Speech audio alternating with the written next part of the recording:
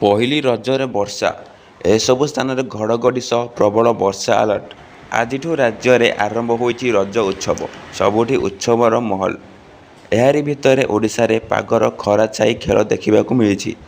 ଆସନ୍ତୁ ଜାଣିବା କେମିତି ରହିବ ଆଜିର ପାଗ। କିଛି କିଛି ସ୍ଥାନରେ ବର୍ଷା ପବନ ଡରାଉଥିବା ବେଳେ ଆଉ କିଛି ଜିଲ୍ଲାରେ 40 ଡିଗ୍ରୀ ଉପରେ ରହିଛି ତାପମାତ୍ରା। ଏପରି ସ୍ଥଳେ ଆଜି ରାଜ୍ୟର 20ଟି ସ୍ଥାନରେ ପ୍ରବଳ ବର୍ଷା ସହ ବିଜୁଳି ଘଡ଼ଘଡ଼ି ହେବା ନେଇ ଆଲର୍ଟ ଜାରି କରିଛି ପାଣିପାଗ ବିଭାଗ। ଆଜି ଗଞ୍ଜାମ, ଗଜପତି, ମାଲକାନଗିରି, କୋରାପୁଟ, ନବରଙ୍ଗପୁର, ମାଲକାନଗିରି, ନୂଆପଡ଼ାରେ ପ୍ରବଳ ବର୍ଷା ହେବା ନେଇ ଆଲର୍ଟ ଜାରି କରିଛି ବିଭାଗ। ସେପଟେ ନୟାଗଡ଼, ଖୋର୍ଦ୍ଧା, ପୁରୀ, ଜଗତସିଂହପୁର ଜିଲ୍ଲାରେ ବର୍ଷା ହେବ।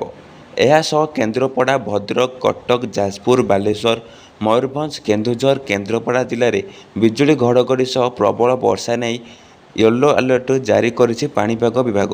15 ତାରିଖ ଠାରୁ ପାଗରେ ପରିବର୍ତ୍ତନ ହେବା ନେଇ ସୂଚନା ଦେଇଛି ବିଭାଗ। ଗ୍ରୀଷ୍ମ ପ୍ରଭାବ ସାମାନ୍ୟ କମିବା ସହ କାଳବୈଶାଖୀ ହେବ।